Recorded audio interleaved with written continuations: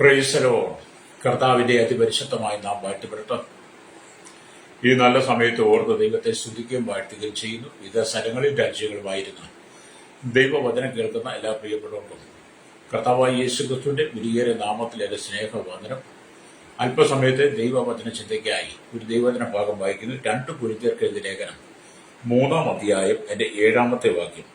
എന്നാൽ കല്ലിൽ അക്ഷരമായി കൊത്തിയിരുന്ന മരണ ശുശ്രൂഷ നീക്കം വരുന്നതായ മോശയുടെ മുഖത്തേജസ് നിമിത്തം ഇസ്രായേൽ മക്കൾക്ക് അവന്റെ മുഖത്ത് നോക്കിക്കൂടാതെ വണ്ണം തേജസ്സുള്ളതായെങ്കിൽ. വളരെ അനുഗ്രഹിക്കപ്പെട്ട തിരുവഴുത്താണ്. നമ്മൾ ചിന്തിക്കുന്ന വചനം ദൈവ തേജസ്സിനെ കുറിച്ചാണ്. ഹല്ലേലൂയ. ഇവിടെ ദൈവവചനം വായിക്കുമ്പോൾ അല്ലെങ്കിൽ നമുക്ക് മനസ്സിലാക്കാൻ കഴിയുന്നത് മോശയുടെ മുഖ തേജസ് നിമിത്തം ഇസ്രായേൽ മക്കൾക്ക് അവന്റെ മുഖത്ത് നോക്കിക്കൂടാതെ എന്നുള്ളതാണ്. ഇപ്പൊ 2 കൊരിന്ത്യർ ലേഖനം അല്ലെങ്കിൽ 3-ാം അധ്യായം 8-ാമത്തെ വാക്യത്തിലേക്ക് വീണ്ടും പറയുകയാണ്, മോശയുടെ മുഖത്ത് നോക്കിക്കൂടാതവണ്ണം തേജസ്സുള്ളതായെങ്കിൽ ആത്മാവിന്റെ ശുശ്രൂഷ അധികം തേജസ്സുള്ളതാകുകയില്ലയോ. അല്ലെങ്കിൽ ശിക്ഷാവിധിയുടെ ശുശ്രൂഷ തേജസ്സാകുന്നെങ്കിൽ നീതിയുടെ ശുശ്രൂഷ തേജസ്സേറിയതായിരിക്കും. അപ്പൊ മോശയുടെ മുഖത്ത് നോക്കിക്കൂടാതവണ്ണം ഇസ്രായേൽ മക്കൾക്ക് അവന്റെ മുഖ തേജസ് ഭയങ്കരമായി മാറി. അപ്പൊ കല്ലിൽ അക്ഷരമായി കൊത്തിയിരുന്ന മരണ ശുശ്രൂഷ നീക്കം വരും. മോശയുടെ മുഖ തേജസ്സിന് മാറ്റം വരും. എന്നാൽ പുതിയ നിയമസഭയോട് വരുമ്പോൾ ആത്മാവിന്റെ ശുശ്രൂഷ, ഹല്ലേലൂയ, ആത്മാവിന്റെ ശുശ്രൂഷ അതിനേക്കാൾ അധികം തേജസ്സാണ്. എന്ന് പറഞ്ഞാൽ മോശയെക്കാട്ടിലും കല്ലിലെഴുതിയ പ്രമാണത്തെക്കാൾ ശ്രേഷ്ഠതയുള്ള തേജസ്സുള്ള കർത്താവായ യേശുക്രിസ്തുവിനാൽ നിറയപ്പെട്ട ദൈവമക്കൾ അവരിൽ കൂടെ ദൈവം ചെയ്യുന്ന ആത്മാവിന്റെ ശുശ്രൂഷ അതിനേക്കാൾ വളരെ തേജസ്സുള്ളതാണ്. നിഷേധിക്കുന്ന ഒരുപാട് ആളുകളുണ്ട്. സുവിശേഷ വിരോധികൾ, തീവ്രവാദികൾ, ഭീകരവാദികൾ, വർഗീയവാദികൾ, നിരീശ്വരവാദികൾ, യുക്തിവാദികൾ, ദൈവമില്ല എന്ന് പറഞ്ഞ് വാദിക്കുന്ന സംവാദത്തിൽ വരുന്ന അനവധി ദുഷ്ടശക്തികളുണ്ട്. അതുകൊണ്ട് ഇന്ന് പകൽ ദൈവാത്മാവ് പറയുകയാണ്, ആമി മോശയുടെ മുഖ തേജസ് മങ്ങുന്നതാണ്, കല്ലിൽ എഴുതിയിരിക്കുന്ന മരണ ശുശ്രൂഷ നീക്കം വരുന്നതാണ്. എന്നാൽ പുതിയ നിയമസഭയുടെ ശുശ്രൂഷ കർത്താവായ യേശുക്രിസ്തുവിന്റെ മുഖ തേജസ് മോശയുടെ മുഖ തേജസ്സിനേക്കാൾ ശ്രേഷ്ഠമേറിയതാണ്. യേശുക്രിസ്തുവിടെ നൽകിയിരിക്കുന്ന ആത്മാവിന്റെ ശുശ്രൂഷ തേജസ്സേറിയതാണ്. അത് ചെയ്യുന്ന ദൈവമക്കളുടെ ആമി സ്തോത്ര ശുശ്രൂഷയും തേജസ്സേറിയതായിരിക്കും. അല്ലേ? ഇതൊന്നൊരു മാറ്റമില്ല കേട്ടോ. അല്ലേ? എന്നിട്ട് കർത്താവിന്റെ വചനം പറയുകയാണ്, ആ അതേ തേജസ്സോടുകൂടി ഈ കാര്യത്തിൽ അതിമഹത്തായ തേജസ് നിമിത്തം ഒട്ടും തേജസ് ഇല്ലാത്തതായി നീക്കം വരുന്ന ഇത് തേജസ്സുള്ളതായിരുന്നെങ്കിൽ നിലനിൽക്കുന്നത് എത്രയധികം. അപ്പം പഴയ നിയമ ഭക്തന്മാരെയൊക്കെ ദൈവം തേജസ് കൊണ്ട് നിറച്ചിട്ട് മോശമാണല്ലോ പ്രാധാന്യം. ആ തേജസ്സിനൊക്കെ മാറ്റം വരുന്നെങ്കിൽ നിലനിൽക്കുന്നതായ തേജസ്, നിലനിൽക്കുന്ന തേജസ് ഏതാണ്? നമുക്ക് കർത്താവായ യേശുക്രിസ്തുവിൽ ലഭിക്കുന്ന തേജസ്സാണ്. ഹല്ലേലൂയ. എന്നെ കേൾക്കുന്ന നമ്മുടെ സ്നേഹിത, നിങ്ങൾ ന്യായപ്രമാണത്തെ കൈപ്പിടിയിൽ ഒതുക്കിക്കൊണ്ട് വേദപുസ്തകത്തിൽ നിന്ന് ചില വാക്യങ്ങളെ അടർത്തിയെടുത്ത് അതുകൊണ്ട് ക്രൈസ്തവ വിശ്വാസികളുടെ ഭവനങ്ങൾ തോറും കയറി ഇറങ്ങി അവരുടെ അവിശ്വാസം വിതയ്ക്കാൻ ശ്രമിക്കുന്ന ചില ദുഷ്ടശക്തികളുണ്ട്. ഹല്ലേലൂയ. അപ്പം ക്രൈസ്തവരുടെ വിശ്വാസത്തിൽ അല്ലെങ്കിൽ അവരുടെ തേജസ്സേറിയ ശുശ്രൂഷ, ആത്മാവിന്റെ തേജസ്സേറിയ ശുശ്രൂഷയിൽ ദൈവമായി ഒന്നിച്ച് കൂട്ടായ്മ നിന്ന് പോകുന്ന പലരെയും തെറ്റിക്കാൻ വേണ്ടി പല ബിരുദന്മാരും ഇറങ്ങിയിട്ടുണ്ട്. ലരിയ വേഷഭൂഷാദികളൊക്കെ അണിഞ്ഞ് നല്ല ടിപ്പ് ടോപ്പായിട്ട് രാവിലെ വീട്ടിൽ നിന്ന് ഇറങ്ങി ലരിയ അവർ തെറ്റിക്കാൻ ശ്രമിക്കും. നിങ്ങളുടെയൊക്കെ വീട്ടിൽ അങ്ങനെ കടന്നു വരുമ്പോൾ സൂക്ഷിച്ചു വേണം കേട്ടോ. ലേരിയ അവർ നിങ്ങൾക്ക് സംസാരിക്കാൻ അവസരം തരാതെ അവരിങ്ങനെ വാതോരാതെ സംസാരിച്ചുകൊണ്ടിരിക്കും. അവർ കുറെ അമേലിയ പിശാചിന്റെ ചിന്തകൾ പറഞ്ഞുകൊണ്ടിരിക്കും. വളരെ ശ്രദ്ധിക്കണം. ഇവിടെ ആത്മാവിന്റെ ശുശ്രൂഷ തേജസ്സുള്ള ശുശ്രൂഷ. മോശയുടെ മുഖത്ത് നോക്കിക്കൂടാതെ ഉള്ള ഇസ്രായേൽ മക്കൾ അല്ലെങ്കിൽ ഭയപ്പെട്ടെങ്കിൽ ഈ പുതിയ നിയമസഭയുടെ ബന്ധത്തിൽ പറയട്ടെ, കർത്താവായ യേശുക്രിസ്തുവിന്റെ ആത്മാവിനാൽ നിറയപ്പെട്ട തേജസ്സുള്ള ശുശ്രൂഷ എന്ന് പറയുമ്പോൾ അത് എത്ര മഹത്വമേറിയതാണ്. Praise the Lord. അപ്പം പുതിയ നിയമ ശുശ്രൂഷ എന്നുള്ളതാണ് 2 കൊരിന്ത്യർ ലേഖനം അല്ലെങ്കിൽ 3-ാം അധ്യായത്തിന്റെ തുടക്കവും ആരംഭവും ഒക്കെ എന്ന് പറയുന്നത്. അപ്പം പുതിയ നിയമത്തിന്റെ ശുശ്രൂഷകനാകുവാൻ പൗലോസിനെ കർത്താവ് തെരഞ്ഞെടുത്ത കാര്യം 6-ാം വാക്യത്തിൽ പറയാം. പുതിയ നിയമത്തിന്റെ ശുശ്രൂഷകനായി തീരുവാൻ പൗലോസിനെ കർത്താവ് തെരഞ്ഞെടുത്തു. കഴിഞ്ഞ ദിവസം എന്റെ ഭവനത്തിൽ ഒരു സഹോദരൻ വന്നിട്ട് പറഞ്ഞു, പൗലോസിനെ ദമസ്കോസ് പടിക്കൽ വെച്ച് സന്ദർശിച്ചത് പിശാച, യേശുവല്ലെന്ന് പറഞ്ഞു. യേശു ദൈവമല്ലെന്ന് അദ്ദേഹം പറയും. യേശു ദൈവമല്ല, യേശു ദൈവമല്ല, യേശു ഒരു മനുഷ്യാവതാരമാണ്, മനുഷ്യനാണ്. ഭൂമി മനുഷ്യനെ പോലെ ഭക്ഷണം കഴിക്കുന്നു, ഭക്ഷണം തിന്നുന്നു, മറപ്പുരയിൽ പോകുന്നു, മനുഷ്യനോടൊപ്പം ജീവിക്കുന്നു, നടക്കുന്നു. അങ്ങനെ ഒരാളും ദൈവമല്ല. ജ്ഞാനദൈവത്വം നിങ്ങൾ യോഹന്നാന്റെ സുവിശേഷം വായിച്ചു നോക്കുക. അപ്പൊ യോഹന്നാൻ ഏതാണ്? വേദത്തിൽ ഒരുപാട് യോഹന്നാൻ ഇതൊക്കെ കള്ളതാണ്. പിതാക്കന്മാർ എഴുതി വെച്ച വചനമാണ്. അത് തെറ്റാ. എന്നിട്ട് അവരുടെ ന്യായോചിതമായ വാക്കുകളിലൂടെ നമ്മളെ അടിച്ചേൽപ്പിക്കാൻ ശ്രമിക്കുക.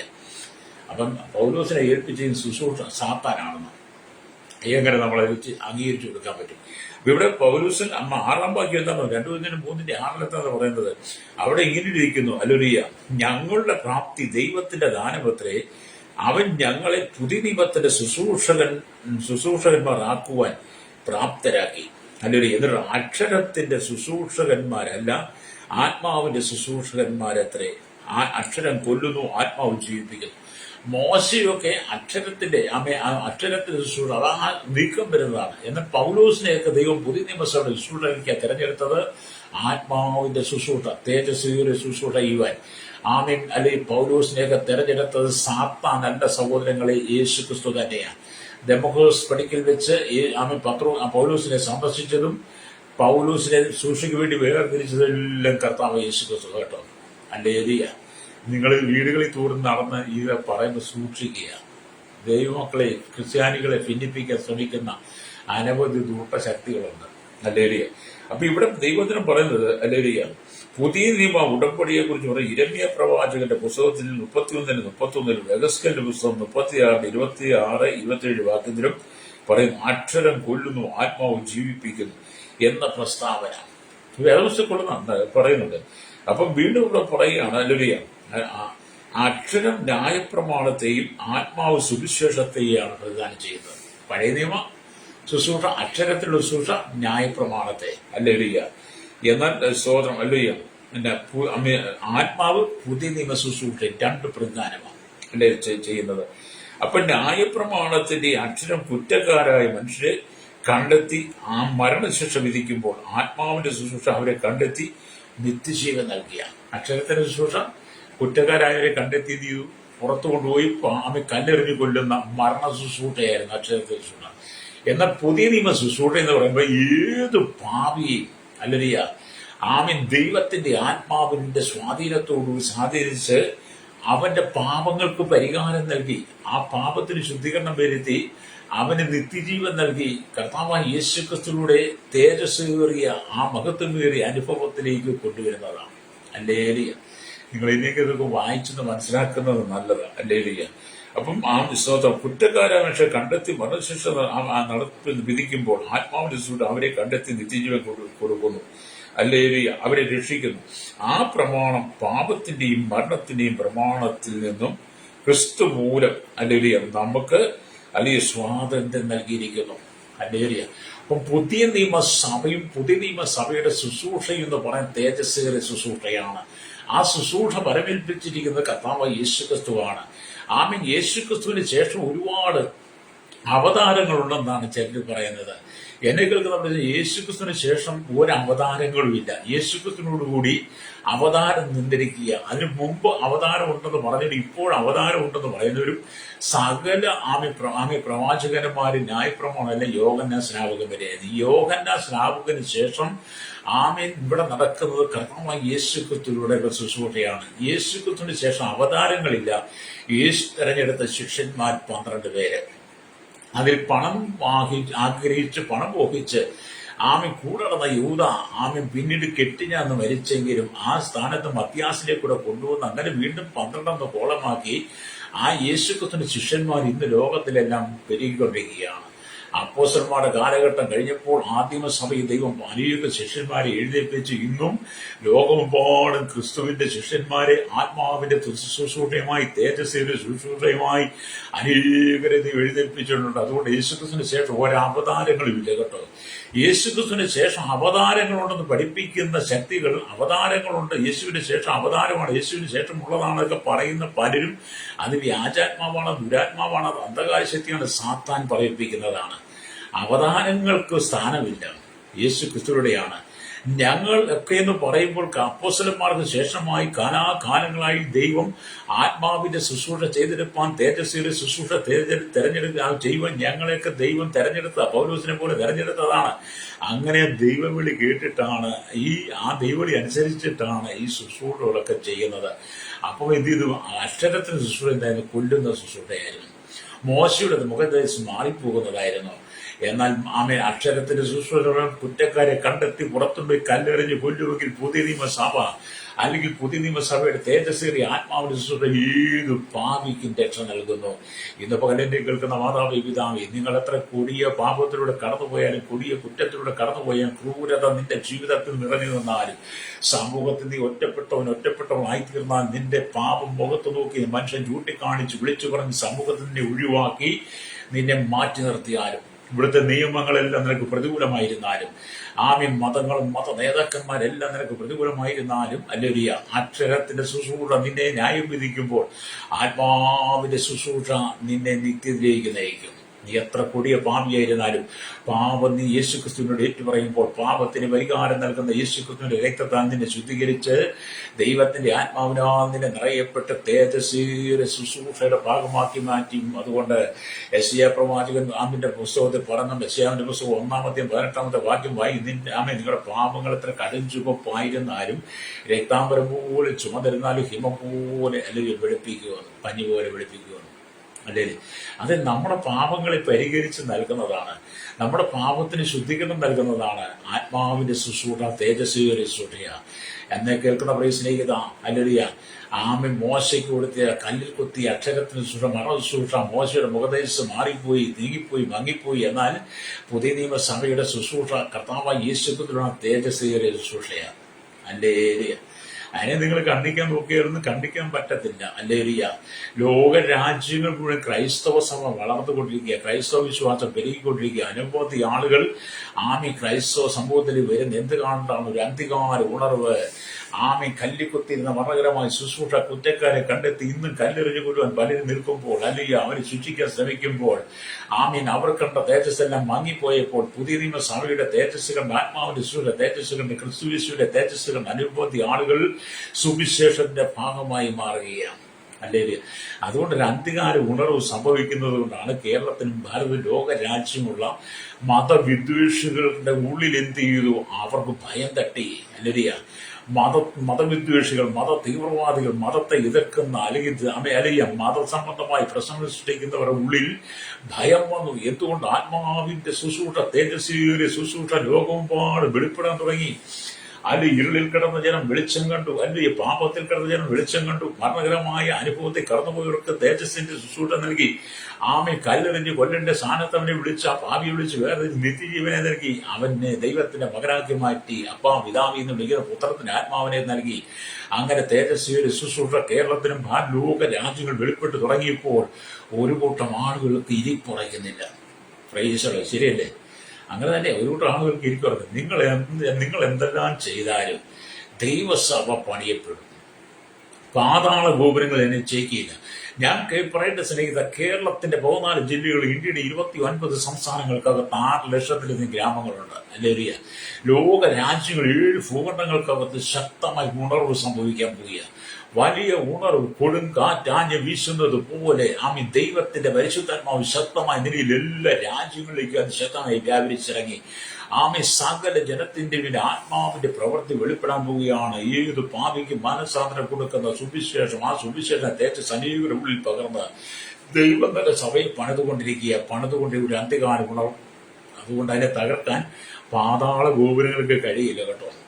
സുവിശേഷത്തെ തകർക്കുന്ന, സുവിശേഷത്തെ ഇല്ലായ്മ ചെയ്യുന്ന കർത്താവായ യേശുക്രിസ്തുവിന്റെ മുഖതേജസ്സിന്റെ തേജസ്സേറിയ ആത്മാവിന്റെ തേജസ് ശുശ്രൂഷ ചെയ്യുന്ന ദാസന്മാരെ തകർക്കാൻ ശ്രമിക്കുന്നവരാരാണ്? പാതാള ഗോപുരങ്ങളാണ്.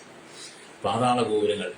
മത്തായിയുടെ സുവിശേഷം 16 വായിച്ചത്, നീ പത്രോസാകുന്നു, യേശു പത്രോസാകുന്നു, നീ പത്രോസാകുന്നു ഈ പാറമേൽ എന്ന് പറഞ്ഞാൽ പത്രോസും നീ പത്രോസാണ് ഈ പാറമേൽ എന്ന് പറഞ്ഞാൽ ക്രിസ്തുവാകുന്ന പാറമേൽ ഞാൻ എന്റെ സഭയെ പണിയും, പാതാള ഗോപുരങ്ങൾ എന്നെ ചെയ്യുകയില്ല. അത് ദൈവസഭയെ തകർക്കുവാൻ, ദൈവസഭയെ ഉന്മൂലനാശം ചെയ്യാൻ ശ്രമിക്കുന്ന പാതാള ഗോപുരങ്ങൾ. സുവിശേഷത്തിന് വിരോധമായി ആരെല്ലാം സംസാരിക്കുന്നു, സുവിശേഷത്തിന് വിരോധമായി ആരെല്ലാം നാവുച്ചരിക്കുന്നു, സുവിശേഷത്തെ ഇല്ലായ്മ, സുവിശേഷത്തെ തകർക്കുവാൻ, ക്രൈസ്തവ സമൂഹത്തെ തകർക്കാൻ ശ്രമിക്കുന്ന ശക്തികളെ കുറിച്ച് വേദപുസ്തകം പറയുന്ന പച്ച മലയാളത്തിൽ എഴുതി വെച്ചിരുന്ന ഭാഷയാണ് അവർ പാതാള ഗോപുരങ്ങളാണെന്ന്. പാതാള ഗോപുരങ്ങൾ സാത്താന്റെ അനുയായികളാണെന്നായി പറഞ്ഞേ. അല്ലേരിയ. അതുകൊണ്ട് ഞങ്ങൾ ചെയ്യുന്ന ശുശ്രൂഷ തേജസ്സേറിയ ശുശ്രൂഷയാണ്. ഇത് മരണകരമായ ശുശ്രൂഷ, കല്ലിൽ കൊത്തിവെച്ച ശുശ്രൂഷയല്ല. അല്ലേരിയ. തേജസ് മാറിപ്പോകുന്ന ശുശ്രൂഷ. ഇത് അധികം തേജസ്സോടെ ശോഭിക്കുന്നതാണ്. കർത്താവായ യേശുക്രിസ്തുവിലൂടെ ലഭിച്ച തേജസ്സിന്റെ ശുശ്രൂഷയാണിത്. അല്ലേരിയ. അവിടെ എന്നെ കേൾക്കുന്ന പ്രശ്നം, നാം തേജസ്സിനെ കാണുന്ന അനുഭവങ്ങളെ കുറിച്ച് ധ്യാനിച്ചുകൊണ്ടിരിക്കുന്നെങ്കിൽ മാത്രമേ നമുക്ക് ദൈവ തേജസ്സിൽ നിറയപ്പെടാൻ പറ്റുള്ളൂ. അല്ലേരിയ. തേജസ്സിനെ നമ്മുടെ ഉള്ളിൽ പ്രതിഫലിപ്പിക്കണമെങ്കിൽ എന്ത് ചെയ്യണം? നാം ആത്മാവിൽ നിറയപ്പെട്ട് ലോകത്തിന്റെ മാലിന്യങ്ങൾ, ചണ്ടി കൂമ്പാരങ്ങൾ നമ്മൾ പുറത്തു വരണം. ഈ ലോകത്തിന്റെ സുഖസൗകര്യങ്ങൾ ഓടി നടന്ന് ലോകത്തിന്റെ ഇമ്പങ്ങൾക്കനുസരിച്ച് ജീവിച്ച് ഇവിടുത്തെ സുഖമാണ് നല്ലത്, മക്കൾ അങ്ങനെയാണ്, ഇങ്ങനെ അവർക്ക് നല്ല അവരങ്ങനെ ജീവിക്കട്ടെ, ഇങ്ങനെ ജീവിക്കുന്നതൊക്കെ പറഞ്ഞ് മുമ്പോട്ട് മക്കളെ പോലും പാപത്തിലേക്ക് തള്ളിവിടുന്ന മാതാപിതാക്കളെ ഇന്ന് മകൾ നിന്നോട് പറയട്ടെ, നീയായിട്ട് ഇതിന്റെ മക്കളെ നരകത്തിലേക്ക് തള്ളിവിടരുത്. ആത്മാവിന്റെ ശുശ്രൂഷ ഇവിടെ ഉണ്ട്, തേജസ്സേറിയ ശുശ്രൂഷയുണ്ട്. ഇത് നീക്കം വരാത്തതാണ്. ഈ തേജസ് മങ്ങിപ്പോകുന്നതല്ല. ക്രിസ്തുവിന്റെ തേജസ്സാൽ ഭൂമി മുഴുവൻ നിറയപ്പെട്ട് നിൽക്കുകയാണ്. അപ്പൊ ക്രിസ്തുവിന്റെ തേജസ്സാൽ ഭൂമി മുഴുവൻ നിറയപ്പെട്ട് ദൈവമക്കൾ അല്ലെങ്കിൽ ദൈവത്തെ പാടി ആരാധിക്കുമ്പോൾ സാത്താനി ശക്തികൾ, സാത്താനി ഇരിപ്പിടങ്ങൾ ഇരിപ്പുറയ്ക്കുന്നില്ല. അല്ലേരിയ. രക്തം ചെയ്യും. അല്ലേരിയ. അപ്പൊ അതുകൊണ്ടാണ് ദൈവത്തിന്റെ വചനമൊക്കെ അങ്ങനെ പറയുന്നത്. നാം ദൈവത്തിന്റെ വചനം പുറപ്പാട് പുസ്തകം 34 അധ്യായം അല്ലെങ്കിൽ അതിന് 35 വാക്യത്തിലേക്ക് വരുമ്പോൾ ഇങ്ങനെ രേഖപ്പെടുത്തി വെച്ചിട്ടുണ്ട്. അല്ലെങ്കിൽ പുറപ്പാട് പുസ്തകം 34 35 വാക്യം ഇസ്രായേൽ മക്കളോട് പറയുമെന്ന് പറഞ്ഞിട്ട് പറയണേ, ഇസ്രായേൽ മക്കൾ മോശയുടെ മുഖത്തിൽ ത്വക്ക് പ്രകാശിക്കുന്നതായി കണ്ടതുകൊണ്ട് മോശ യഹോവയോട് സംസാരിക്കേണ്ടതിന് അല്ലെ അകത്ത് കടക്കുവോളം മൂടുപടം പിന്നെയും തന്റെ മുഖത്തിട്ടുകൊള്ളും. അല്ലെ അവിടെ വചനം രേഖപ്പെടുത്തിയിട്ടുണ്ട്. മനുഷ്യന്റെ മുഖത്തിൽ സ്വാഭാവികമായി തേജസ്സോ പ്രകാശമോ ഉണ്ടാകാറില്ല. മനുഷ്യന്റെ മുഖത്ത് അല്ലെ സ്വാഭാവികമായ തേജസ്സോ അല്ലെ പ്രകാശവും ഉണ്ടാകത്തില്ല. മനുഷ്യന്റെ മുഖത്ത് തേജസ്സും പ്രകാശവും ഉണ്ടാകണമെങ്കിൽ കർത്താവായ യേശുക്രിസ്തുവിന്റെ വീണ്ടും ജനനം പ്രാപിക്കണം. അല്ലേ? വീണ്ടും ജന്മം പ്രാപിക്കണം. കർത്താവായ യേശുക്രിസ്തുവിനെ രക്ഷിതാവും പിതാവുമായി സ്വീകരിച്ച് ദൈവത്തെ അനുസരിച്ച് പ്രമാണം അനുസരിച്ച് വിശുദ്ധ ജീവിതം നയിച്ച് ദൈവത്തിന്റെ വചന ഹൃദയത്തിന്റെ മാംസപ്പലയിൽ എഴുതി ഹൃദയത്തിന് അഗ്രചർമ്മ്യം വരുത്തിയവർക്ക് ഹൃദയത്തിന്റെ അഗ്രചർമ്മം പുറമേയുള്ള അഗ്രചർമ്മം അല്ല, ഹൃദയത്തിന്റെ അഗ്രചർമ്മം അത് സ്വീകരിച്ച് ആ അനുഭവത്തിൽ നിൽക്കുന്നവരുടെ മുഖത്ത് മാത്രമേ ദൈവ തേജസ്സും പ്രകാശവും ഉണ്ടാകത്തുള്ളൂ. അല്ലാതെ നമ്മൾ അല്ലെങ്കിൽ എത്ര അല്ലെങ്കിൽ മുഖതേജസ് പ്രകാശിപ്പിക്കാൻ നോക്കിയാൽ എന്തെല്ലാം വാരി തേച്ചാലും നമ്മുടെ മുഖതേജസ് പ്രകാശിക്കത്തില്ല. എന്തുകൊണ്ടാണ്? എല്ലാവരും പാപം ചെയ്ത് ദൈവ തേജസ് നഷ്ടപ്പെട്ടവരായി മാറി. എല്ലാവരും പാപം ചെയ്ത് ദൈവ തേജസ് നഷ്ടപ്പെട്ടവരായതുകൊണ്ട് ആരുടെയും മുഖത്ത് ദൈവ തേജസ്സില്ല. നിങ്ങളുടെ വീട്ടിൽ നിങ്ങളുടെ മുഖം നിങ്ങൾ കണ്ണാടി നോക്കുക. നിങ്ങളുടെ ഭർത്താവിന്റെ മുഖം കണ്ണാടി നോക്കണം, നിങ്ങളുടെ അല്ലെങ്കിൽ ഭാര്യയുടെ മുഖം കണ്ണാടി നോക്കണം, നിങ്ങളുടെ മക്കളുടെ മുഖം കണ്ണാടി നോക്കണം. എന്തുകൊണ്ട്? അവരുടെ മുഖത്ത് സ്വയം പ്രകാശിക്കുവാനും അവരുടെ മുഖത്ത് തേജസ്സോ ഇല്ല. എന്താ? പാപം ചെയ്തവർ പാപത്തിൽ വീണ് കിടക്കുക. എന്നെ കേൾക്കുന്ന സഹോദര ലോകത്തിലുള്ള സകല ജനങ്ങളും പാപി. എല്ലാ മത നേതാക്കന്മാരും സാമൂഹിക സാംസ്കാരിക ചരിത്ര മാധ്യമ മീഡിയ രംഗത്ത് നിൽക്കുന്ന സയന്റിസ്റ്റുകൾ എഞ്ചിനീയറും അടക്കമുള്ള കുടിൽ തൊട്ട് കൊട്ടാരത്തിൽ പാർക്കുന്ന ജാതി മത വർണ്ണ വ്യത്യാസമില്ലാതെ ശൈശവത്തിലും ബാല്യത്തിലും കൗമാരത്തിലും യൗവനത്തിലും വാർദ്ധക്യത്തിലും നിരാലംബരും വൃദ്ധരും അശന യാചകരടക്കമുള്ള ഓർഫനേജിലും ഓട്ടേജും ജുവൈൽ ഹോമിലും കിടക്കുന്ന അതിൽ 2 തരം ആളുകളെ ഒന്ന് ഒഴിച്ചുകൂടെ പറയാൻ. ശൈശവും ബാല്യവും കൊണ്ട് മാറ്റി നിർത്തിയാൽ ബാക്കി സകല ജനങ്ങളും പാപം ചെയ്ത് മുഖതേജസ് നഷ്ടപ്പെട്ടവരാണ്. അത് നിങ്ങൾ പറയും ഞങ്ങൾ പാപം ചെയ്യുന്നില്ല, ഞങ്ങൾക്ക് പാപമില്ല എന്ന് പറഞ്ഞ് നീ കള്ളനാകുന്നു. നീ പാപം ചെയ്യുന്നില്ല, നിനക്ക് പാപമില്ല എന്ന് പറഞ്ഞ് നീ കള്ളനാകുന്നു. നീ അസത്യവാദി, നീ കർത്താവിനെ കള്ളനാക്കുകയാണ്. നീ 1 യോഹന്നാന്റെ ലേഖനം വായിച്ചു നോക്കണം. ഹല്ലേലൂയ, സ്തോത്രം. അപ്പൊ ഇവിടെ ദൈവത്തിന്റെ വചനം പറയുന്നത്, അല്ലെങ്കിൽ എല്ലാവരും പാപം ചെയ്ത്, റോമാലേഖനം 3:23 അത് രേഖപ്പെടുത്തി വെച്ചിട്ടുണ്ട്. അവിടെ ഇങ്ങനെ എഴുതി, റോമാലേഖനം 3:23 അത് രേഖപ്പെടുത്തി വെച്ചിരിക്കുന്നത് കാണാൻ കഴിയും. ഹല്ലേലൂയ. എല്ലാവരും പാപം ചെയ്ത് ദൈവ തേജസ് നഷ്ടപ്പെട്ടു എന്ന സ്തോത്രം. അപ്പം പാപം ചെയ്ത് ദൈവ തേജസ് നഷ്ടപ്പെട്ട മനുഷ്യൻ ഈ കാലഘട്ടത്തിൽ ചെയ്തു കൂട്ടുന്ന ഹീനവും നീചമായ പ്രവൃത്തികളെ നാം തിരിച്ചറിയേണ്ടിയിരിക്കുന്നു. ഹല്ലേലൂയ. എന്നെ കേൾക്കുന്ന പ്രിയ സ്നേഹിതരെ, നാം പാപത്തിന് അധീനമായ ശരീരത്തിലാണ് ജീവിക്കുന്നത്. നമ്മൾ തിരിച്ചറിയണം. അപ്പൊ ഇവിടെ എഴുതിയിരിക്കുന്നു, ഹല്ലേലൂയ, ഒരു വ്യത്യാസവുമില്ല, എല്ലാവരും പാപം ചെയ്ത് ദൈവതേജസ് ഇല്ലാത്തവരായി തീർന്നു. അവന്റെ കൃപയാൽ ക്രിസ്തുയേശുവിങ്കലെ വീണ്ടെടുപ്പ് മൂലം സൗജന്യമായി നീതീകരിക്കപ്പെടുന്നത്. അപ്പൊ നമ്മൾ ദൈവദേശം നഷ്ടപ്പെട്ട നമ്മള് കർത്താവായ യേശുക്രിസ്തുവിലെ കർത്താവായ യേശുക്രിസ്തുവിലെ സൗജന്യമായി നമ്മൾ നീതീകരിക്കുക. യേശു വീണ്ടെടുപ്പ് അത് സൗജന്യമാണ്. അതിലുള്ള നീതീകരണം കിട്ടുമ്പോഴാണ് നമുക്ക് ആ പാപത്തിന് പരിഹാരം മാറി തേജസ് നഷ്ടപ്പെട്ടു പോയി നമ്മളിൽ ആത്മാവിന്റെ തേജസ് നിറയുവാൻ ദൈവത്തിന്റെ ആത്മാവ് നമുക്കുള്ള അവകാശങ്ങളും വരങ്ങളും കൃപകളും നൽകുന്നത്. ഹല്ലേലൂയ. ഇവിടെ മനുഷ്യൻ രാവും പകലും ദൈവസന്നിധിയിൽ ഇരിക്കുമ്പോൾ ദൈവ തേജസ് അവന്റെ മുഖത്ത് പ്രകാശിപ്പിക്കുന്നു. അല്ലെ, സ്വാഭാവികമായി പ്രകാശിപ്പിക്കാത്ത ചന്ദ്രൻ പകൽ മുഴുവനും, ഹല്ലേലൂയ, നമുക്കറിയാം ചന്ദ്രന് സ്വാഭാവികമായി പ്രകാശം കൊടുക്കാൻ അറിയത്തില്ല. അതിനെന്ത് ചെയ്യും? ചന്ദ്രൻ പകൽ മുഴുവൻ സൂര്യന്റെ പ്രകാശം ഏറ്റിട്ട് ആ പ്രകാശം സ്വീകരിച്ചിട്ട് രാത്രിയിൽ ചന്ദ്രൻ പ്രകാശിക്കും, നക്ഷത്രങ്ങൾ പ്രകാശിക്കുന്നത് പോലെ എന്നെ കേൾക്കുന്ന പ്രശ്നിക്കുന്ന മനുഷ്യന് സ്വയം മുഖത്ത് തേജസ്സും പ്രകാശം കൊണ്ടുവരാൻ പറ്റത്തില്ല. കാരണം എല്ലാവരും ഭാവികളാണ്.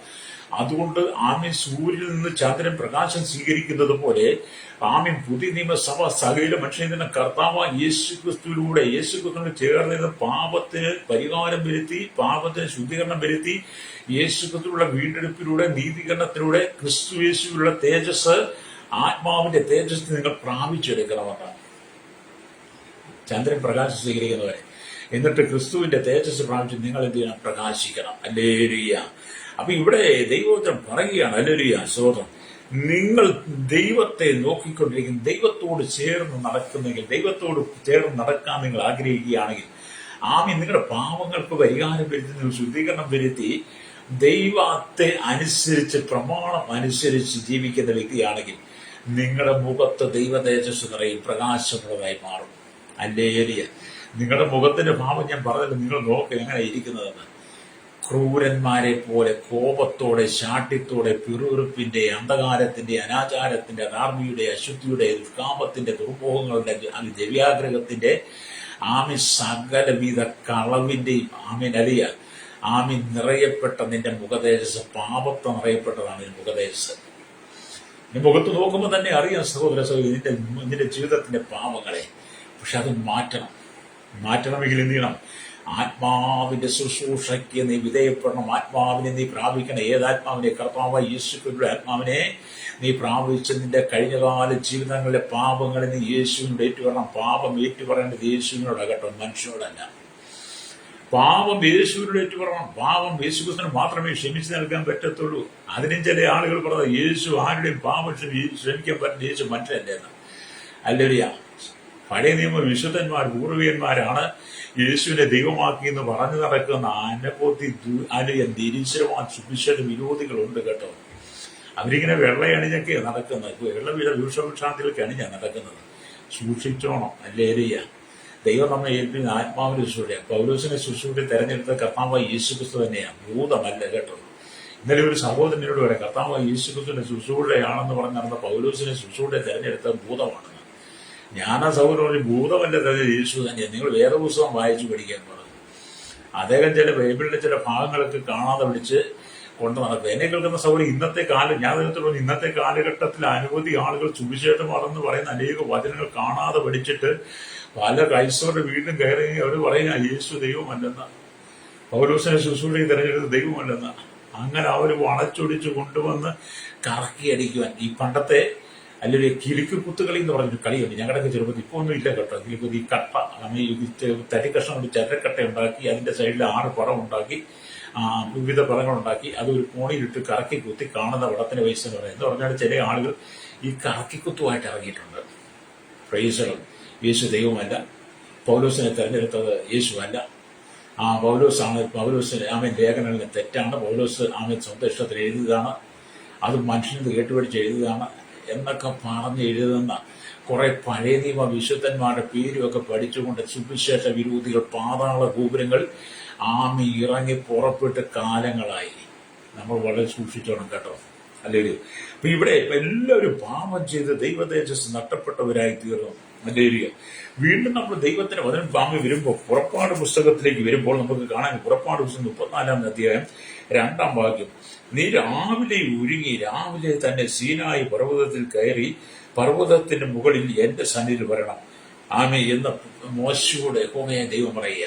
മുമ്പിലത്തെ കൽപ്പലകൾ ഇടഞ്ഞുടച്ച് കളഞ്ഞ് എന്നാൽ രണ്ടാമത് കൽപ്പല ചെത്തിയെടുത്ത് നീ രാവിലെ തന്നെ ഒരുങ്ങി സീനായി പർവ്വതത്തിൽ എന്റെ അരികിൽ കയറി വരണമെന്ന് മോശയോട് ദൈവം പറയുക. അല്ലെങ്കിൽ അതിരാവിലെ ദൈവത്തിലേക്ക് പ്രതീക്ഷയോടെ നിങ്ങൾ വരികയാണെങ്കിൽ മോശ കണ്ട ദൈവ തേജസ് നിങ്ങൾക്ക് പ്രാപിക്കാൻ കഴിയും. അല്ലേലിയ, അധികാലത്ത് നിങ്ങൾ ദൈവത്തിലേക്ക് വന്നാൽ മോശ കണ്ട ദൈവ തേജസ് നിങ്ങൾക്ക് പ്രാപിക്കാൻ കഴിയും. അല്ലേലിയ.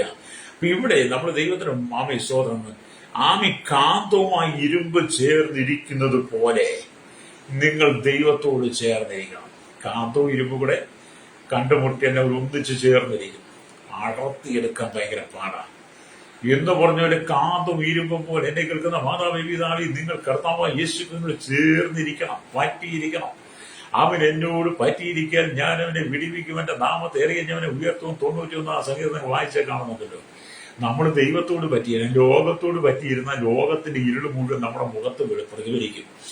നമ്മൾ ലോകക്കാരോട് ലോകത്തിലുള്ള പാപം ചെയ്ത് ജീവിക്കുന്ന പാപികളായിരിക്കുന്ന മദ്യപാനികളും വെറുപ്പൂത്തുകാരും ദുർനടപ്പുകാരോടും വ്യഭിചാരികളും പരസംഗക്കാരോടും വിഗ്രഹാരാധികളോടും ചേർന്ന് പിടിച്ചുപറിക്കാരും മോഷണക്കാരോടും അഴിമതിക്കാരും രാഷ്ട്രീയക്കാരോടും മത നേതാക്കന്മാര് സമയമൊക്കെ ഉണ്ട്. അപ്പൊ അങ്ങനെ അവരോടൊക്കെ ചേർന്നിരുന്നാൽ നമ്മുടെ ജീവിതം ഇരുളായി പോകും കേട്ടോ. കട്ടപ്പുകയെന്നൊക്കെ നാടൻ ഭാഷയിൽ പറയേ. അതുകൊണ്ട് നീ ചേർന്നിരിക്കുന്ന ആരോടായിരിക്കണം? യേശു ക്രിസ്തുവോട് ചേർന്നിരിക്കണം. ആത്മാവിന്റെ ശുശ്രൂഷ നിങ്ങൾ വെളിപ്പെടണമെങ്കിൽ ആത്മാവിന്റെ പ്രകാശം നിന്റെ മുഖത്ത് വരണമെങ്കിൽ മോശയുടെ മുഖതേജസ് മങ്ങിപ്പോയി. എന്നാൽ മങ്ങിപ്പോകാത്ത നിത്യമായി നിൽക്കുന്ന മുഖതേജസ് നിങ്ങൾക്ക് ലഭിക്കണമെങ്കിൽ അതിന്റെ ആത്മാവിന്റെ പ്രകാശം ഉണ്ടാകണമെങ്കിൽ യേശുവോട് ചേർന്നിരിക്കണം. ഞാൻ ആദ്യം പറഞ്ഞു, നമുക്ക് സ്വയം നമ്മുടെ മുഖത്ത് പ്രകാശം കൊണ്ട് തേജസ് കൊണ്ട് പറ്റത്തില്ല. അത് കൊണ്ടുവരണമെങ്കിൽ നമ്മുടെ ഹൃദയത്തിന്റെ മാംസപ്പലയിൽ ദൈവത്തിന്റെ വചനം വിതയ്ക്കപ്പെടണം, ദൈവത്തിന്റെ വചനം എഴുതപ്പെടണം. നല്ല നിലത്ത് വിതച്ച വിത്ത് പോലെ ദൈവത്തിന്റെ വചനം നമ്മുടെ ഹൃദയത്തിന്റെ അന്തർഭാഗത്ത് വിതയ്ക്കുമ്പോൾ നമ്മുടെ മനുഷ്യന്റെ ആത്മാവിലേക്ക് ദൈവത്തിന്റെ ആത്മാവ് പ്രവേശിച്ചു കഴിയുമ്പോൾ, അല്ലെങ്കിൽ നമ്മുടെ ഉള്ളിൽ പരിശുദ്ധാത്മാവിന്റെ സാന്നിധ്യം വന്നു കഴിയുമ്പോൾ ഹൃദയത്തിന്റെ അന്തർഭാഗത്തുണ്ടാകുന്ന പ്രകാശമാണ്, അതാണ് നമ്മുടെ മുഖത്ത് ദൈവ തേജസ്സായി പ്രകാശിപ്പിക്കുന്നത്. അങ്ങനെ ദൈവത്തിന്റെ ആത്മാവിലൂടെ മാത്രമേ നമ്മുടെ മുഖത്ത് പ്രകാശം കൊണ്ടുവരാൻ തേജസ് കൊണ്ടുവരാൻ പറ്റത്തുള്ളൂ. അല്ല മനുഷ്യൻ സ്വയമായിട്ട് പ്രകാശിക്കാൻ പറ്റത്തില്ല. അല്ലേ? നമ്മൾ പറയും അവൻ ഭയങ്കര സുന്ദരിയാണ്, അവൻ ഭയങ്കര സുന്ദരനാണ്, അവന്റെ മുഖത്ത് ഭയങ്കര സൗന്ദര്യം. നമ്മൾ ലോകപരം മനുഷ്യന്റെ പുറമേയുള്ള ശാരീരിക സൗന്ദര്യം വെച്ച് നമ്മൾ പറയാറുണ്ട്. പക്ഷെ അതെല്ലാം മങ്ങിപ്പോകുന്നതാണ്. അല്ലേരിയ, പുറമേയുള്ള എത്ര അഴകും എത്ര സൗന്ദര്യം മങ്ങലേൽക്കുന്നതാണ്. മനുഷ്യൻ പുറമേ അവരുടെ മുഖത്ത് പ്രകാശം കൊണ്ടും തേജസ് കൊണ്ടും ചെയ്തു കൂട്ടുന്നെല്ലാം മങ്ങിപ്പോകുന്നതാണ്. എന്നാൽ ആ മനുഷ്യൻ ആത്മാവിൽ നിറയപ്പെട്ട് ദൈവത്തിന്റെ പരിശുദ്ധാത്മാവിൽ നിറയപ്പെട്ട് കഴിഞ്ഞാൽ ആത്മാവിൽ നമ്മുടെ മുഖത്തുണ്ടാകുന്ന തേജസ് പ്രകാശത്തെ ഉണ്ടല്ലോ, അതിനെ കെടുത്തുവാൻ പിശാചിന് കഴിയില്ല, ഒരു പാതാള ഗോപുരങ്ങൾക്ക് കഴിയില്ലെന്ന്. അല്ലേരിയ. വീണ്ടും നമ്മൾ പുറപ്പാട് പുസ്തകം 34-ാം അധ്യായം അതിന്റെ 5-ാമത്തെ വാക്യത്തിലേക്കും കാണുന്നുണ്ട്. അല്ലേരിയ. അപ്പൊ നീ രാവിലെ തന്നെ ഒരുങ്ങി സീനായി പർവ്വതത്തിൽ കയറി വരാൻ കഴിഞ്ഞപ്പോൾ യഹോവയെ ദൈവം മോശയോട് പറഞ്ഞപ്പോൾ മോശ കയറി ചെന്നു. അപ്പൊ 5-ാം വാക്യം 34-5 പുറപ്പാട് 34-5 അപ്പോൾ യഹോവ മേഘത്തിൽ ഇറങ്ങി അവൻ മേഘത്തിൽ ഇറങ്ങി അവിടെ അവന്റെ അടുക്കൽ നിന്നു യഹോവയുടെ നാമത്തെ ഘോഷിച്ച് യഹോവ അവന്റെ മുമ്പാകെ കടന്നു ഘോഷിച്ചത്. എന്നാൽ യഹോവയായ ദൈവം കരുണയും കൃപയും ഉള്ളവൻ, ദീർഘക്ഷമയും മഹാദൈവം ഉള്ളവൻ എന്ന്. അല്ലേരിയ. നമുക്കവിടെ വാചനമൊക്കെ വായിച്ചാൽ നമുക്ക് കാണാൻ കഴിയും. അല്ലേരിയ. എന്നെ കേൾക്കുന്ന പ്രിയ സ്നേഹിതരെ, നമ്മൾ ഈ ദൈവത്തിന്റെ വചനമൊക്കെ വായിക്കുമ്പോൾ അത് മനസ്സിരുത്തി ദൈവത്തിന്റെ വചനത്തെ വചനമായിട്ട് കാണാൻ കഴിയുന്നവർക്ക് മാത്രമേ ആ മോശയുടെ മുഖതേജസ് എന്തായിരുന്നു? കർത്താവായ യേശുവിന്റെ മുഖതേജസ് എന്താണ്? മോശയ്ക്ക് ദൈവം കൊടുത്ത കല്ല് കുത്തിയ പ്രമാണം മരണത്തിന് മരണകരമായ ശിക്ഷയായിരുന്നു. അല്ലെങ്കിൽ അത് കുറ്റക്കാരെ കണ്ടെത്തി ശിക്ഷ വിധിക്കുന്നതായിരുന്നു. മോശയുടെ മുഖതേജസ് മങ്ങിപ്പോയി. എന്നാൽ പുതിയ നിയമത്തിൽ ശുശ്രൂഷ ആത്മാവിന്റെ മങ്ങൽ ഏൽക്കുന്നതല്ല, കുറ്റക്കാരെ കണ്ടെത്തി ശിക്ഷിക്കുന്നതല്ല, കുറ്റക്കാരെ കണ്ടെത്തി അവന് നീതീകരണം നൽകുന്നതാണ്.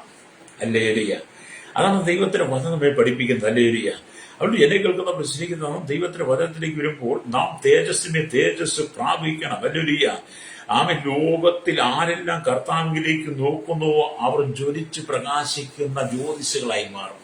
പൈസരോ മോശയിലേക്ക് നോക്കിയാലല്ല കേട്ടോ, ദൈവത്തിന്റെ സൃഷ്ടി ആദമിലേക്കും ആദമിന് ശേഷമായിട്ടുണ്ടായ സകല ജനങ്ങളും അബ്രഹാമിന് ശേഷമായി അവൻ മോശയിലേക്കും അല്ലെങ്കിൽ തുടങ്ങി പഴയ നിയമകാല ഭക്തന്മാരും പ്രവാചകന്മാരുടെയും മുഖത്തേക്ക് നോക്കാനല്ല വേദപുസ്തകം പറഞ്ഞത്.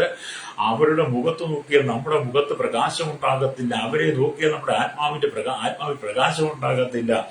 നമ്മൾ നോക്കേണ്ടത് കർത്താവായ യേശുക്രിസ്തുവിനെയാണ്. ഹല്ലേലൂയ. അപ്പം പഴയ നിയമ പ്രവാചകന്മാരെയും വിശുദ്ധന്മാരെയും നീ പഴയ നിയമത്തിൽ യേശുക്രിസ്തുവിന് ചേട്ടൻ അവതാരങ്ങളുണ്ടെന്ന് പറഞ്ഞു നടക്കുന്നവരെ ഞാൻ നിങ്ങളോട് പറയട്ടെ, അവതാരങ്ങളുടെ മുഖത്ത് നോക്കിയാലും നിങ്ങളുടെ മുഖത്ത് തേജസ് വരത്തില്ല. മനുഷ്യ ദൈവങ്ങൾ പെരുകി, ആൾ ദൈവങ്ങൾ ആണും പെണ്ണും കുട്ടികളുമായിട്ട് ഒരുപാട് മനുഷ്യ ദൈവങ്ങൾ പെരുകിയിരിക്കുന്ന ഈ കാലഘട്ടത്തിൽ മനുഷ്യ ദൈവങ്ങളായിരിക്കുന്ന മുഖത്ത് നോക്കിയാലും നിങ്ങളുടെ മുഖത്ത് തേജസ് വരത്തില്ല. കാരണം അവര് മനുഷ്യരാ, അവരുടെ ആത്മാവിൽ പ്രകാശമില്ല. ആത്മാവിൽ പ്രകാശമുള്ളവന്റെ മുഖത്താണ് ദൈവ തേജസ് നിറയുന്നത്. ഹല്ലേലൂയ. അതുകൊണ്ട് നിങ്ങൾ കർത്താവിനോട് ചേർന്നിരിക്കണം, പറ്റിയിരിക്കണം. ചന്ദ്രൻ സൂര്യനെ നോക്കിയിരിക്കുന്നത് പോലെ നിങ്ങൾ കർത്താവായ യേശുക്രിസ്തുവിനോട് ചേർന്ന് അവന്റെ മുഖത്തേക്ക് നോക്കിയിരിക്കുന്നെങ്കിൽ നിങ്ങൾക്ക് ആ തേജസ് പ്രാപിക്കാൻ കഴിയും. ഹല്ലേലൂയ. അതുകൊണ്ടാണ് സ്വതം ദൈവത്തിന്റെ വചനം 34 സംഗീതം 5 വാക്യമൊക്കെ പറയുന്നതാണ്, അവങ്കിലേക്ക് നോക്കി പ്രകാശിതനായി അവരുടെ മുഖമോ ലജ്ജിച്ചു പോയതില്ല. സംഗീതം 34:5 വായിച്ചിട്ടുള്ളൂ. ആരുടെ നോക്കിയപ്പോൾ അവങ്കിലേക്ക്, ആരുടെ യഹോവയായ ദൈവത്തിലേക്ക്, പുതിയ നിയമസഭയുടെ കർത്താവ് യേശുവിലേക്ക് നീ നോക്കുമ്പോൾ നിങ്ങളുടെ മുഖം പ്രകാശിതമായി മാറും. ഹല്ലേലൂയ. കാരണം അവങ്കിലേക്ക് നോക്കി പ്രകാശിതനായി അവരുടെ മുഖമോ ലജ്ജിച്ചു പോയതില്ല. ആരെല്ലാം കർത്താവിലേക്ക് നോക്കുന്നോ അവർ ലജ്ജിച്ചു പോകാതെ അവരുടെ മുഖം പ്രകാശിക്കുക തന്നെ ചെയ്യും. അല്ലാതെ മനുഷ്യനായി പിറന്നവൻ അവൻ സ്വയം ദൈവങ്ങളായി മാറി മനുഷ്യരെ ദൈവങ്ങളാക്കി മാറ്റി, അല്ലെങ്കിൽ അവരുടെ പ്രമാണങ്ങൾ ദൈവങ്ങളാക്കി മാറ്റി, അവരുടെ അനുഷ്ഠാനങ്ങൾ ക്രമങ്ങളൊക്കെ അവരെ ദൈവങ്ങളാക്കി മാറ്റി, അവരുടെ മുഖത്തേക്ക് നോക്കിയാൽ നമ്മുടെ മുഖത്ത് പ്രകാശം വരത്തില്ല. മനുഷ്യനെല്ലാം പാപത്താൽ നിറയപ്പെട്ടവനാണ്. ഹല്ലേലൂയ. നമ്മുടെ വീണ്ടെടുപ്പ് എന്ന് പറയുന്നത് വിലപ്പെട്ടതാണ്. വീണ്ടെടുപ്പ്, കർത്താവായ യേശുവിന്റെ വീണ്ടെടുപ്പ്, നീതീകരണം, ശുദ്ധീകരണം, ആത്മാവിൽ അല്ലെങ്കിൽ വെളിച്ചം വരണം. ഹൃദയത്തിന്റെ അന്തർഭാഗത്താ വെളിച്ചം വരേണ്ടത്. ആ വെളിച്ചമാണ് നിന്റെ മുഖത്ത് പ്രകാശിക്കേണ്ടത്. അത് നീക്കം വരുന്നതെല്ലാം നിത്യമായി നിൽക്കുന്ന നിന്റെ മരണം വരെ, അല്ലെങ്കിൽ കർത്താവിന്റെ വരവ് വരെ. ഹല്ലേലൂയ. അപ്പൊ ഇവിടെ നാം ദൈവത്തോട് ചേർന്നിരിക്കണം, അല്ലെങ്കിൽ നാം ജ്വലിച്ച് പ്രകാശിക്കുന്ന വിളക്കായി മാറണം. അങ്ങനെ യോഹന്നാൻ സ്നാപകൻ ജ്വലിച്ച് പ്രകാശിക്കുന്ന ഒരു വിളക്കായി. കർത്താവ് യേശുവിന്റെ മുമ്പേ വഴിയൊരുക്കാൻ വന്ന യോഹന്നാൻ സ്നാപകൻ എന്ത് ചെയ്തു? ഒരു ജ്വലിച്ച് പ്രകാശിക്കുന്ന വിളക്കായി മാറിയത്. യോഹന്നാൻ അറിയാം, എനിക്ക് പിന്നാലെ ഒരു വരുന്നുണ്ട്, അവൻ എന്നേക്കാൾ ശ്രേഷ്ഠനാണ്, അവന്റെ ചെരുപ്പിന്റെ വാറഴിപ്പാൻ പോലും ഞാൻ യോഗ്യനല്ല, അവന് വേണ്ടി വഴിയൊരുക്കാൻ ഞാൻ വന്നതാണ്. ഹല്ലേലൂയ. ഞാൻ നിങ്ങളെ വെള്ളം കൊണ്ട് സ്നാനം കഴിപ്പിക്കുന്നു, എനിക്ക് പിന്നാലെ വരുന്നത് നിങ്ങളെ വെള്ളത്താലും ആത്മാവിനാലും നിങ്ങളെ സ്നാനം കഴിപ്പിക്കും. അപ്പൊ അവിടെ യോഹന്നാന് പോലും അതറിയാമായിരുന്നു. എന്നിട്ടും താങ്കൾക്ക് അറിയാൻ പറ്റാതെ പോയത് ഭയങ്കര മണ്ടത്തരാകട്ടോ. ഹല്ലേലൂയ. അതുകൊണ്ട് നിങ്ങൾ എന്നെ വിമർശിച്ചാലും എനിക്ക് എന്നെ ഏൽക്കത്ത് പോലുമില്ല. എനിക്ക് ആരുടെ വിമർശനത്തിൽ ഞാൻ ശ്രദ്ധിക്കാത്ത ആളാണ്. കാരണം ലോകം അങ്ങനെ ആത്മാവില്ലാത്തവൻ, അല്ലേലൂയ, ദൈവത്തിന്റെ ആത്മാവ് വരാത്തവൻ, മുഖതേജസ് പ്രകാശിക്കാത്തവൻ, സ്വയം പ്രകാശിക്കുന്നവൻ വിമർശനവാദിയായിരിക്കും. അല്ലെങ്കിൽ അവർ പരിഹാസികളായിരിക്കും. ദൈവാത്മാവിൽ നിറയപ്പെട്ടവരാരും നിങ്ങളോട് എതിരിടാൻ വരത്തില്ല. കാരണം അവർ ജോലി ചെയ്യാനുണ്ട്. സ്വതം. അതുകൊണ്ട് അവങ്കിലേക്ക് നോക്കിയ പ്രകാശയുടെ മുഖം ലജ്ജിച്ചു പോയില്ല. യേശു ക്രിസ്തു ഭൂലോകന്റെ മധ്യേ ജീവിച്ചാലും, ഹല്ലേലൂയ, സ്വതം, രാവും പകലും ശുശ്രൂഷ ചെയ്താലും പിതാവിനോട് കൂടെ തനിച്ചിരിക്കുവാനായി അതിരാവിലെ നിർജ്ജന സ്ഥലത്ത് പോയി പ്രാർത്ഥിച്ചെന്നുള്ള യേശു ലോകത്തിലായിരുന്നപ്പോഴും ജനങ്ങളോടുകൂടി തന്റെ ശക്തമായ ശുശ്രൂഷ ചെയ്തുകൊണ്ടിരുന്നപ്പോൾ യേശു എന്ത് ചെയ്തു? അതിരാവിലെ ഇരുട്ടുള്ള നിർജ്ജന സ്ഥലത്ത് പോയി പിതാവിന്റെ സന്നിധി പ്രാർത്ഥിച്ചു എന്നുള്ളത് എന്തിനാണ്? അവന്റെ മുഖത്തെ ആ പിതാവിൽ നിന്ന് പ്രകാശം പ്രാപിക്കാൻ വേണ്ടി. മർക്കോസ് സുവിശേഷം 1-ാം അധ്യായം അതിന്റെ 35-ാമത്തെ വാക്യം ഇങ്ങനെ രേഖപ്പെടുത്തുന്നു.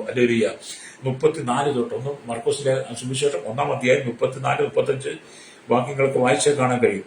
വൈകുന്നേരം സൂര്യൻ അസ്തവിശേഷം അവൻ സകലവിധ ദീനക്കാരി ഭൂതലസ്ത്രീ അവന്റെ അടുക്കൽ കൊണ്ടുവന്നു. പട്ടണമൊക്കെയും അവൻ വാതിൽക്കൽ വന്നു കൂടിയിരുന്നു. നാനാ വ്യാധികളെ വലഞ്ഞിരുന്ന അനേകരെ അവൻ സൗഖ്യമാക്കി, അനേക ഭൂതങ്ങളെ പുറത്താക്കി. ഭൂതങ്ങൾ അവനെ അറിയിക്കൊണ്ട് സംസാരിപ്പാൻ അവയെ സമ്മതിച്ചില്ല. എന്നിട്ട് അവർ അതികാലത്തെ ഇരുട്ടോടെ അവൻ എഴുന്നേറ്റ് പുറപ്പെട്ട് ഒരു നിർജ്ജന സ്ഥലത്ത് ചെന്ന് പ്രാർത്ഥിച്ചു. ഹല്ലേലൂയ. അപ്പൊ യേശു അധികാലത്ത് എഴുന്നേറ്റ് ദൈവസന്നിധി ഇരുന്ന് പ്രാർത്ഥിക്കുന്ന, പിതാവിന്റെ സന്നിധി പ്രാർത്ഥിച്ച് മുഖതേജസ് വർദ്ധിപ്പിക്കുന്ന, ആത്മാവിന്റെ ശുശ്രൂഷയ്ക്ക് വേണ്ടി ഒരുക്കപ്പെടുന്ന ഒരു അനുഭവം യേശു ഭൂമിയിലായിരുന്നപ്പോൾ ചെയ്തുവെന്ന് മർക്കോസ് 1:35 വായിക്കുന്നുണ്ട്. ഹല്ലേലൂയ. എന്നെ കേൾക്കുന്ന മാതാപിതാവ്, നിങ്ങൾ ദൈവത്തിലേക്ക് മടങ്ങി വരണം. അവൻ അവൻ പിതാവ് സ്തോത്രം, നമ്മുടെ കർത്താവരാണ്. ക്രിസ്തു എപ്പോഴും പിതാവിന്റെ തേജസ്സിനെ വെളിപ്പെടുത്തിക്കൊണ്ട്, ആകിയാൽ അവൻ പിതാവിന്റെ തേജസ്സിന്റെ പ്രഭയും തത്വത്തിന്റെ മുദ്രയുമാണെന്ന് ഇബ്രായ ലേഖനം 1:3 കാണാൻ കഴിയും. അപ്പോസ്തലനായ പൗലോസ് എഴുതി, യേശുക്രിസ്തുവിന്റെ മുഖത്തുള്ള ദൈവദേശ പരിജ്ഞാനം വിളങ്ങേണ്ടതിന് ഞങ്ങളുടെ ഹൃദയങ്ങളിൽ പ്രകാശിച്ചിരുന്നു. യേശുക്രിസ്തുവിന്റെ മുഖത്തിന്റെ പരിജ്ഞാനം വിളങ്ങുന്ന പൗലോസിന്റെ ഹൃദയങ്ങളിൽ അത് പ്രകാശിച്ചിരുന്നു. അത് എന്നെ കേൾക്കുന്ന ക്രിസ്തുവിനോട് കൂടെ ഇരുന്നെങ്കിൽ മാത്രമേ നിങ്ങളുടെ മുഖം പ്രകാശിക്കത്തക്ക നിലയിൽ ദൈവദേശത്ത് നിങ്ങൾക്ക് നിറയപ്പെടാൻ പറ്റുള്ളൂ. അതുകൊണ്ട് ഇതുപോലെ ഞങ്ങൾക്ക് ഇവിടെ പ്രാർത്ഥിക്കാൻ പോവാം. പാപത്തിന്റെ, ശാപത്തിന്റെ, രോഗത്തിന്റെ, അന്ധകാരത്തിന്റെ മണ്ഡലം വീണ് കിടക്കുന്ന സകലരും പറഞ്ഞ് നീ മടങ്ങി വരണം. യേശുക്രിസ്തുവിന്റെ മുഖദേശം പ്രാപിക്കണം. കല്ലിൽ കുത്തി ശുശ്രൂഷ മരണകരമായ ശുശ്രൂഷ. മോശയുടെ മുഖദേശം മങ്ങിപ്പോയി. യേശുക്രിസ്തുവിനെ നീ പ്രാപിക്കുന്ന മുഖദേശം മങ്ങിപ്പോകാൻ നിന്നെ നിലനിർത്തും. നിന്റെ കഷ്ടം മാറും. ദൈവദേശത്ത് നിറയപ്പെട്ടാൽ നിന്റെ കുടുംബം ജയിക്കുന്ന ആൾ ഇറങ്ങി വരും.